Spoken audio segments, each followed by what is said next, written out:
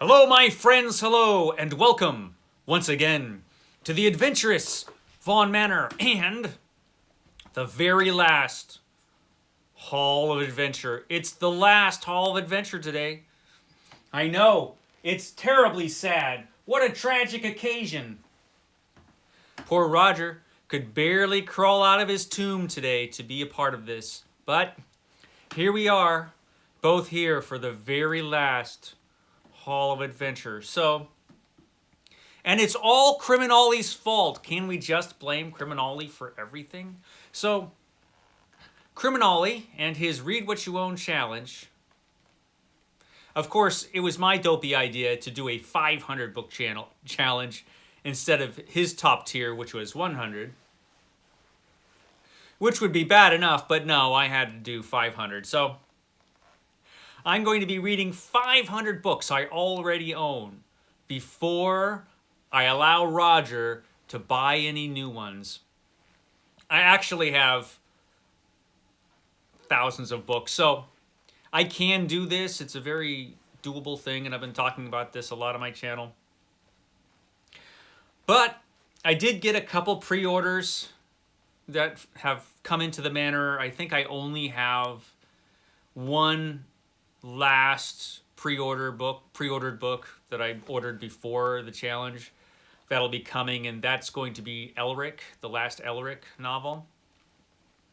So whenever that shows up, that'll be the last book. And of course, there's also comics. They're not part of the challenge because I view comic books as being something different. So yeah, I've got a few things, not too much to show you, but a few things. But I did want to do a last Hall of Adventure because the Halls of Adventure have been a lot of fun. And I wanted to say goodbye to this particular thing that I do on my channel because Roger and I won't be doing this particular thing for years. And who knows if there'll even be a YouTube by the time I'm finished with the challenge. You know, I mean, some other company could buy YouTube and decide it doesn't want us little booktubers on here anymore, and that'll be the end. But hopefully we'll still be around in a few years, and hopefully, you know, I will still be alive and Roger will still be undead, and we can continue one day. But for now, this is it. Just a few more things to talk about on Halls of Adventure. So let's do it. So every time I've done a Hall of Adventure, I've talked about the comics first. I do have a couple comic books to show you. The first one is yet another Conan omnibus from Marvel Comics. Of course, Marvel has lost the rights to Conan, so there's this Conan the Barbarian omnibus. This is number 9. And next month, I think they're going to be coming out with the very last Conan omnibus from Marvel Comics, number 10, which will actually complete the original run of Conan the Barbarian. So Marvel Comics, just in the time that they've gotten the rights back to Conan, which was only a few years ago, has published or will be publishing in January every single issue of Conan the Barbarian in omnibus form. So that's kind of impressive, actually. And then the license will be going to Titan Books, and I have had word that Titan Books will be reprinting the Conan omnibuses. So if you're like a lot of people and just missed out on the first few Conan omnibuses, which frankly were the best ones, you will have a chance to actually pick those up and read those issues because this is a dynamite series. Now, this particular one happens to come from my least favorite era of Conan the Barbarian from Marvel. This particular time is not my favorite. In my opinion, the artwork and the stories were but shadows of their former selves. They were still entertaining, and these are still fun Conan comic books. And towards the end of this volume, Roy Thomas, I think, actually comes back.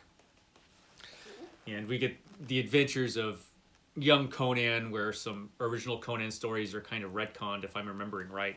I literally haven't read any of the issues that are in this volume for years. So it'll be an interesting reading experience when I get to it. But it's great to have it, and it's going to be great to get that next one so I can have the entire run of Conan the Barbarian in omnibus form. This is my favorite format. The big ones. These are my favorite. This is my favorite format for comics, really. And I'm glad to have Conan in this way. That's fantastic. So this was awesome. I'm glad Marvel was able to do this. So that was cool. Now, in stark contrast to Marvel's success in reprint publishing, let's talk about DC, because I did get something exciting from DC Comics, which is this. This is the Golden Age Superman Omnibus Volume 7.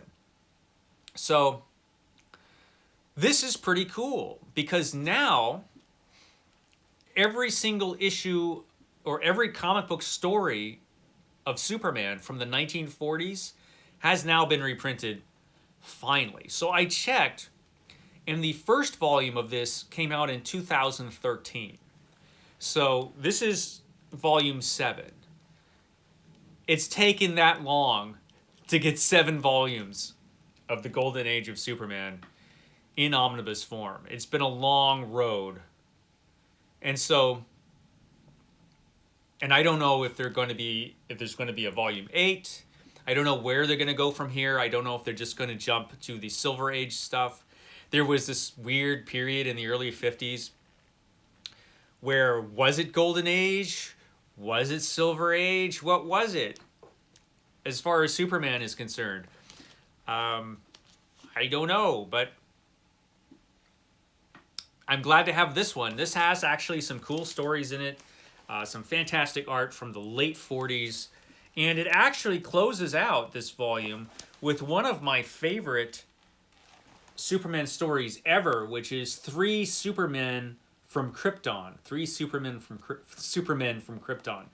Absolutely dynamite story. And it's one of those stories that kind of sets the stage for the Silver Age Superman, which is probably it's definitely my favorite era of Superman. So you have to go through all of the 50s to get to the 60s, though. And who knows how DC is going to do it, because the reprint program is such crap. Still no Hawkman omnibus. Still no Golden Age or Silver Age Aquaman omnibus. No Aquaman omnibuses at all from the olden days. So DC, you suck. Get your act together. Print some good old-timey comics. People will buy them. Roger and I will buy them. We will. So there's that. DC Comics. They suck next to Marvel. So there you go. Now it's for some books. I do have some actual books to show you. The first book I got a while ago, and for some reason didn't show on the last Hall of Adventure that I did, and that would be this one. This is Ramses the Great and the Gold of the Pharaohs. So this is basically the book that goes along with the exhibition that I saw a couple months ago at the De Young Museum. So the De Young Museum in San Francisco is currently hosting this exhibit, Ramses the Great and the Gold of the Pharaohs, and it was a good time. It's a good exhibition, and this book actually has photographs of all of the items that were in the exhibition, which is really cool, and it's really excellent to see these. So it was interesting going to see this exhibition at the De Young Museum. All kinds of these great items, artifacts from ancient Egypt. And there were a lot of people there, unfortunately, crowding about. And I noticed that, and this was sort of a surprise, I don't think it should have been, but the most courteous people there were the young people. Like the teenagers and people in their early 20s were all really cool, and they wouldn't get in your way, and they gave everybody space. But the really discourteous people were the old people. It's like the older people, and this was just an observation. I'm not trying to be ageist because I'm an old person too, but a lot of the middle-aged and old people were like crowding around the glass and taking pictures with their phones and just being obnoxious and getting in your way and not letting anybody else peek past their gray and bald heads. And that was like, geez, that's not what I would have expected, but that's the way it was. But it was a great exhibit, and the lady in the manor and I had a great time. They tried to grab Roger and actually put him in the exhibit, but he escaped. Only a couple homicides took place, but they'll never find the bodies there. They're pretty well covered up. But it was fun altogether. So yeah, the Ramseys, the Great, Gold of the Pharaohs. It's awesome, and it's a cool thing. So we picked up the book, of course, just as a gigantic keepsake to remember that experience. So the next thing I got is to show you is pretty exciting. It is a magazine, actually, and it's this magazine. This is New Edge Sword and Sorcery magazine for fall 2022. This is issue 0. The editor of this magazine, let me not forget the name, Oliver Brackenbury, got a hold of me and said, hey, I watch your videos, and even though your videos are dumb, maybe you could read my magazine and talk about it. And I said, okay. He didn't actually say my videos are dumb, but let's face it, they are. So he actually said he liked my videos. There's no accounting for taste. But anyway, he said, hey, do you want to read this magazine and talk about it on your channel? And I'm like, yeah, I love sword and sorcery. So this is issue number 0 of New Edge, and it looks great. I haven't read it yet. I'm probably not going to have a chance to read it until I'm finished up with the Edgar Rice Burroughs biography, because I don't want to read too many different things at once. But as soon as that's done, I'm going to read this. But I don't know when that's going to take. So I definitely wanted to mention this right away, that this is available and that you can get this through Amazon, and I think that's the way to get it. And it's got some just beautiful artwork in it, and a lot of stories. And look, it's triple columned. They use every bit of space, so there's actually a lot more text in here than you might expect. A lot of room for stories and articles, and it looks really, really good, actually. Yeah, it looks really cool. And so if you're a sword and sorcery fan, this is a pretty cool magazine to get. And hopefully, and there's an interview with Milton Davis. I didn't know that. I've got some Milton Davis on my Kindle, but I haven't read any Milton Davis yet. But he's a writer of Sword and Soul. And so there's a whole interview with Milton Davis in here. That's pretty cool. So this is a pretty cool issue, and I really look forward to reading it, and I will as soon as I get the opportunity. But I definitely want to show you guys that this is available if you're a sword and sorcery fan. This is a cool thing to pick up. And like I said, I'm hoping that there's enough interest that they'll continue with the magazine, because there's not enough really cool sword and sorcery out there in the bloated, gigantic, monstrous fantasy environment that we have going on right now, where everything has to be 9 gazillion pages long. Sword and sorcery is a little different. So yeah, New Edge, that's awesome. And then, finally, at long last, Brian Lee Durfee's The 5 Warrior Angels trilogy is complete with The Lonesome Crown. It's finally been published. Look at that badass cover. It's Brian Lee Durfee. It has to have a badass cover, and it does. So, interesting thing. This trilogy started off with The Forgetting Moon, which I got on audio because I was going to experiment and try to listen to an audiobook, because I've had a bad history with audiobooks. I start them, I can't finish them, I can't always get into them. Nothing against audio, because I think that audio books are great. I did a whole video where I say I think that the fact that audiobooks are out there is fantastic. And actually, it was a good audiobook. The narrator was really, really good. So it's a quality product. If you like audiobooks, you know, you can get that one, The Forgetting Moon. But as I was listening to it, and I pretty much only listened to it in the car, I kept thinking, this is great, because it was. I really want to read this. You know? It's like, listening to it's cool, but I know I'm going to miss stuff. And this is just too good. I want to read this book. So now that I've got the entire trilogy, I will read them all one after the other. So that'll be 3 books for the 500 book challenge. And the trilogy is complete. It's a great achievement by Brian Lee Durfee. These books are getting great reviews all across everywhere. And Brian Lee Durfee, you can see on BookTube. He is a booktuber who just happens to be a great writer as well and a fantastic painter. Enormously talented man, Brian Lee Durfee. And now you can get the entire 5 Warrior Angels trilogy.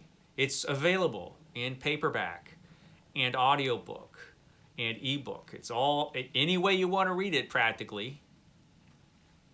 There's no hardcover of this, unfortunately, but any other way you want to read it is there.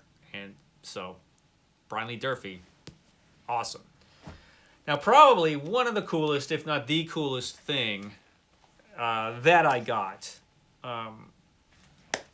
is this. I pre-ordered this at least 2 months ago, probably longer. I saw this book on Andrew Buckle Book Reviews. Andrew Buckle reviews all kinds of really cool comic books and art books and just books that you never see reviewed ever. Andrew Buckle is fantastic. Andrew Buckle is one of the greatest channels on all of YouTube. Always worth watching. I mean, he could do a video about a catalog and it would be amazing because he's that good. And he is a huge fan of old science fiction, just like I am, vintage science fiction. And he talked about this book, Ray Guns and Rocket Ships by Ryan Hughes, put this together. And it's just full of covers. It's all about the artwork on the covers. And this features covers from British science fiction vintage books. So I don't actually have a lot of these editions. I don't have hardly any of them. I've got a few of them. But since they're British, you know, I have mostly the American editions. Almost all of these covers, with some exceptions, I've never seen before. I've never seen a lot of these covers before. I've never heard of a lot of the books that are featured in this. There are exceptions, and a very welcome exception that I was really happy to see, and there's a lot of it in here, is that Turner, was it Ron Turner or Russ Turner? Anyway, he has a lot of artwork in here. Turner's artwork is just amazing. And there's so many of his covers in here. His artwork, Turner's artwork, is both extraordinarily cheesy and oddly beautiful. And I was familiar with his work, but I've never seen all of the covers that are in this volume. And so, Black Bargain. And so it's just awesome. Look at that. That's one of his covers right there. He has a very distinctive style. So that was really, really cool. Yeah. And this is, like I said, so many great covers in this. And of course, it features a lot of artists. And like I said, there are a few books I've seen before. It has these very strange Edgar Rice Burroughs covers that seem odd, really odd. But yeah, a lot of cool stuff. a lot of cool stuff in this book. And so if you're interested in vintage science fiction, as I am, and you want to see some odd covers, particularly if you're in the US and you've never seen a lot of these British covers, this is well worth it. Ray guns and rocket ships. It was worth waiting 2.5 months for this book, or however long it took. Wow, I went on, and I only had a few things to show you. You know why? Because it's the last Hall of Adventure. I only have one more book coming, Elric, the last Elric book, and that is the last book that I pre-ordered that isn't a comic. Like I said, comics don't count. But the last book, regular book that I have coming is Elric. The last Elric, or the next new Elric book. And that's it. Nothing more for years. Okay, guys, thanks for joining me once again. I will catch you next time.